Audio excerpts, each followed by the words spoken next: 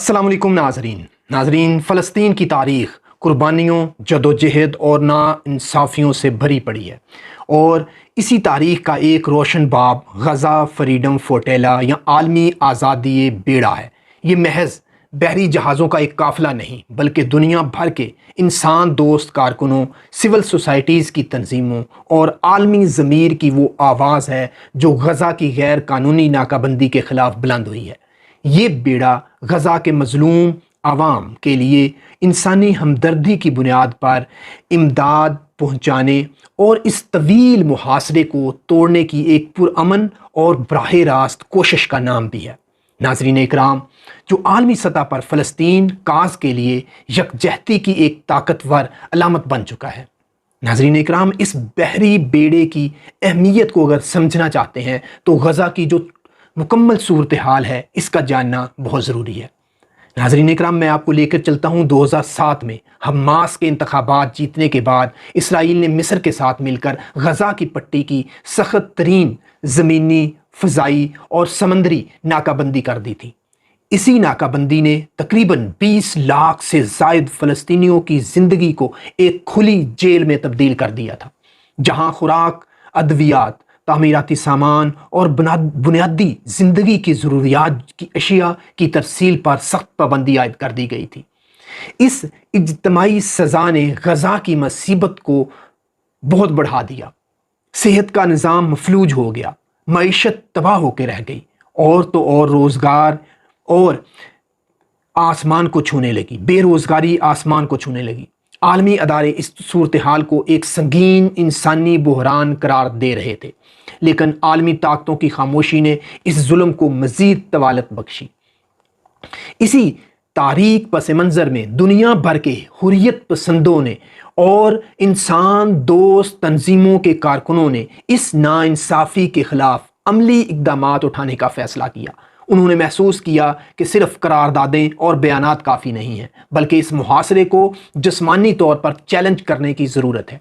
और इसी सोच ने फ्री गज़ा मूवमेंट और दीगर बैनुल-अक़वामी तंजीमों के इत्तेहाद से फ्रीडम फ्लोटिला कोalition को जन्म दिया, जिसका मकसद समंदर के रास्ते गज़ा पहुंचकर नाकाबंदी को तोड़ना और दुनिया की तवज्जो इस इंसानी अलमिये की तरफ मबजूल कराना थी। ये आज़ादी बेड़े की तारीख में कई कोशिशें शामिल हैं, लेकिन 31 मई 2010 का दिन कभी फरामोश नहीं किया जा सकता। इस रोज़ तकरीबन 6 बहरी जहाज़ों पर मुश्तमिल एक बड़ा काफ़िला, जिसमें तुर्की का बहरी जहाज़ मावी मरमरा मरकज़ी हैसियत रखता था, गज़ा की जानब रवां दवां था। इन जहाज़ों पर तकरीबन 37 ममालिक से ताल्लुक़ रखने वाले तकरीबन 700 गैर मुसल्लह इंसान दोस्त कारकुन सवार थे, जिनमें अरकान पार्लियामेंट, मुख्तलिफ ममालिक के सहाफ़ी, दानश्वर और इंसानी हकूक़ के अलमबरदार शामिल थे। इनका मकसद तकरीबन 10,000 टन इंसानी अमदाद गज़ा तक पहुँचाना था। जब यह काफ़िला बैनुल-अक़वामी पानियों में था, इसराइली बहरिया के कमांडोज़ ने रात के अंधेरे में हेलीकॉप्टरों और कश्तियों के ज़रिए से इस पर हमला कर दिया। ये एक संगीन नाइंसाफ़ी थी और इंटरनेशनल लॉ को वायलेट करने वाला अमल था। सबसे शदीद हमला तुर्की के इस जहाज़ मावी मरमरा पर किया गया, जहां इसराइली फ़ौजियों ने बराह रास्त फायरिंग की। इस वहशियाना कार्रवाई के नतीजे में तकरीबन 9 तुर्क समाजी कारकुन मौका पर ही शहीद हो गए, जबकि एक शदीद ज़ख्मी कारकुन बाद में ज़ख्मों की ताब ना लाते हुए चल बसा। दर्जनों दीगर अफराद शदीद ज़ख्मी भी हुए। इसराइली फ़ौज ने तमाम जहाज़ों पर कब्ज़ा कर लिया, कारकुनों को गिरफ़्तार किया, इन पर तशद्दुद किया और इन्हें इसराइली बंदरगाह अशदूद ले जाकर कैद कर दिया गया।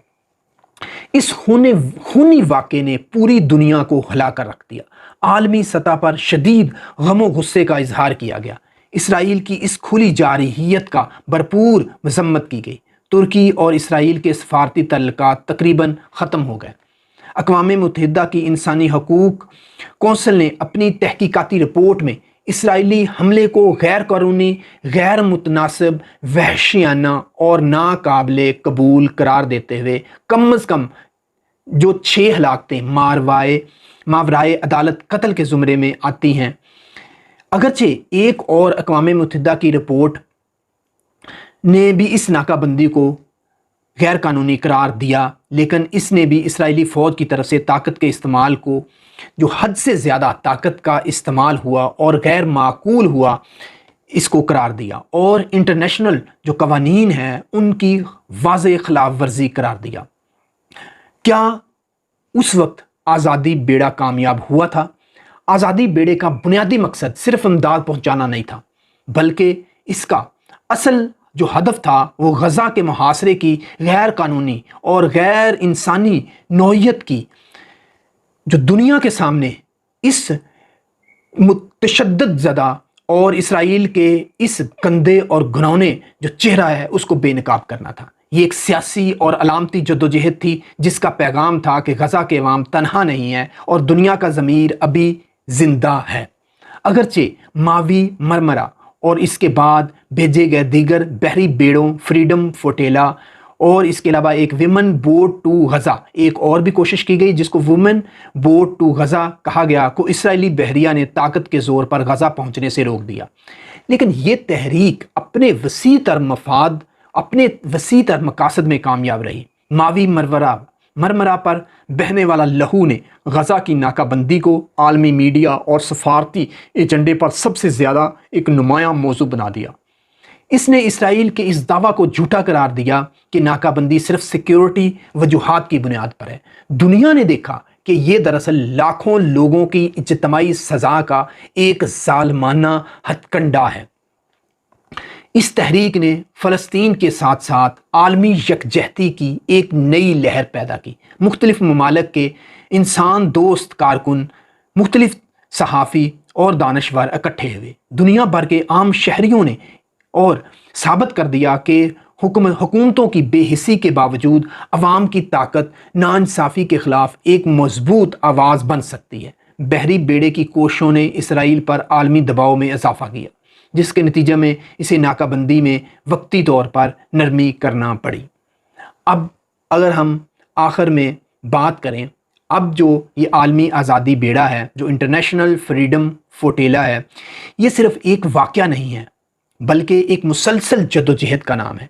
ये इस बात का सबूत है कि जब हुकूमतें अपनी ज़िम्मेदारी पूरी करने में नाकाम हो जाएं तो सिविल सोसाइटी के कारकुन और इंसान दोस्त जो कारकुन हैं वो जुल्म के ख़िलाफ़ मज़ाहमत का अलम बुलंद करते हैं। अगरचे गज़ा आज भी मुहासरे की अज़ियत झेल रहा है, लेकिन इन बहरी जहाज़ों पर सवार नहत्ते मगर पुरअज़म इंसानों की कुर्बानियों ने उम्मीद की एक शमा बुझने नहीं दी।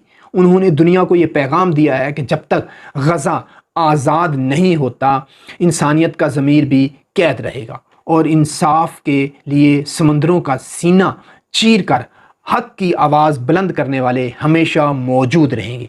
और ये बेड़ा गज़ा की आज़ादी और फ़लस्तीनी अवाम के हकूक़ की जद्दोजहद में हमेशा एक रोशन सितारे की तरह याद रखा जाएगा। गज़ा के पानियों में पहुंच जाएगा और ये कश्तियां जो हैं वो वहाँ पर लंगर अंदाज हो जाएंगी और इस इंसानी अलमिये के ख़ात्मे और इस गैर कानूनी कैद को तोड़ने की पूरी कोशिश की जाएगी।